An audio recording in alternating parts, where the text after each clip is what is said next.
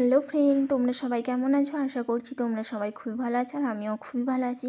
চলে এসেছি আজকে একটা নতুন রেসিপি নিয়ে, সেটা হচ্ছে চিংড়ি মাছের রেসিপি, ডাব চিংড়ি। তো চলো সব কিছু আমি মশলা রেডি করে নেব প্রথমে। আর ওদিকে দেখো আমার মেয়ে নারকেল নিয়েও চলে এসেছে, কারণ নারকেলটাও লাগবে ডাব চিংড়ি বানানোর জন্য। আর আমি এদিকে দেখো সর্ষেটা বেটে নিচ্ছি। আর ও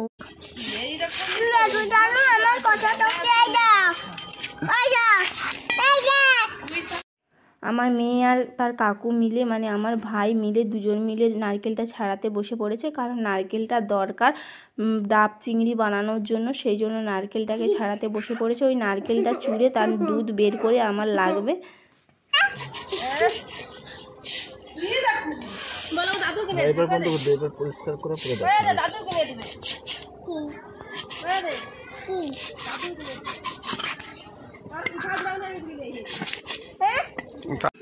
এদিকে এদিকে এদিকে এদিকে বড় ফোর কর। হ্যাঁ হঠাৎ জামা দিতে হবে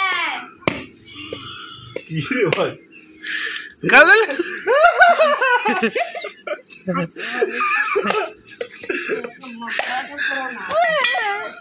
না এই সালাই নারকেলটা কি ভালো ছিল। কবি কবি কবি। তারপরে আমি এদিকে দেখো সব কিছু রেডি করে নিয়েছি। আর এদিকে দেখো উনুনটাও ধরিয়ে দিয়েছি।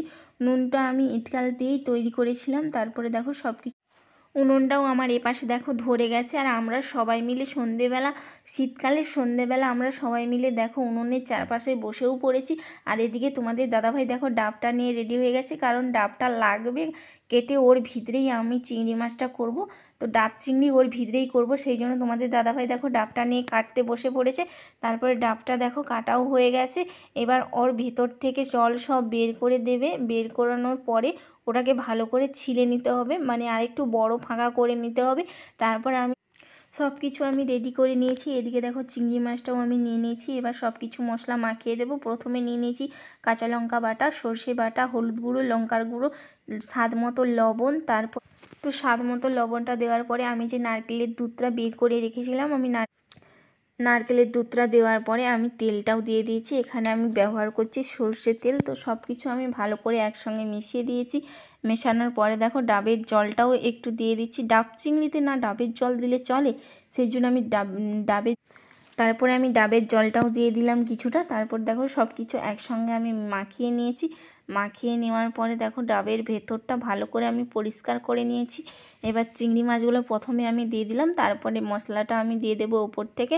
দেওয়ার পরে দেখো আমি ঢাকনাটাকে ভালো করে আটকে দেব, না না মানে যাতে না চারপাশ থেকে ভাব যাতে না বেরোতে পারে, সেই জন্য আমি ভালো করে ঢাকনাটাকে এবার আটকে দেব। দেখো সব কিছু আমি দিয়ে দেওয়ার পরে ঢাকনাটাকে আমি এবার আটকে দেবো। আর সবাই মিলে মানে খুবই এনজয় করেছিলাম সেই দিনটা, যেই দিনটা এই ভিডিওটা আমি বানিয়েছি। তো তারপরে দেখো এদিকে তোমাদের দাদাভাই আটা মাখানোর জন্য দেখো আটা নিয়ে বসে পড়েছে। আর আটাও মাখানো হয়ে গেছে। আর আমি এদিকটায় দেখো ঢাকনাটা লাগানোর পরে আটাটাকে আমি ভালো করে মাখিয়ে নিয়ে চারপাশ থেকে আটকে দিয়েছি, কারণ যাতে না ভেতরের ভাবটা বাইরে বেরোতে পারে, সেই জন্য। আর দেখো রেডি হয়ে গেছে। রেডি হয়ে যাওয়ার পরে আর এদিকে উনুনটা শুধু দেখো ভালোই জ্বলে গেছিলো উনুনটা। তারপরে দেখো আমি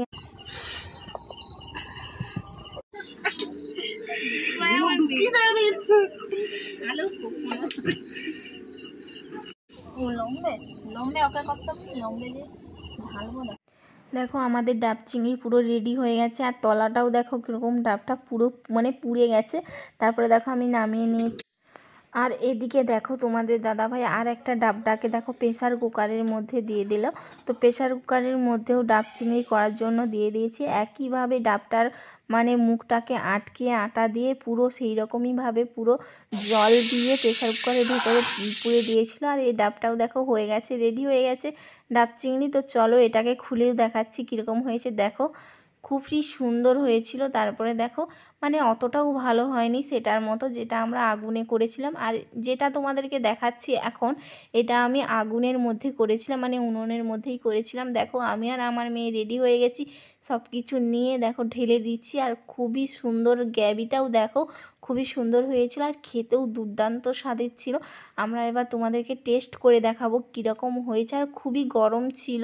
আর আমার মেয়েও দাঁড়িয়ে আছে দেখো, ও দেখছিল। তারপরে দেখো আমি টেস্ট করব। তো খুবই গরম, আর দেখেই তো আমার পুরো জিভে জল চলে এসেছিলো।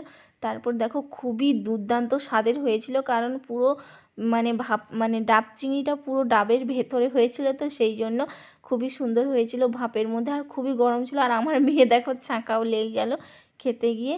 তারপরে দেখো আমার তো খেতে খুবই সুন্দর লাগছিল, আর আমার মেয়েও পরে বললো যে খুবই সুন্দর লাগছিল, শুধু একটু গরম ছিল আর কি।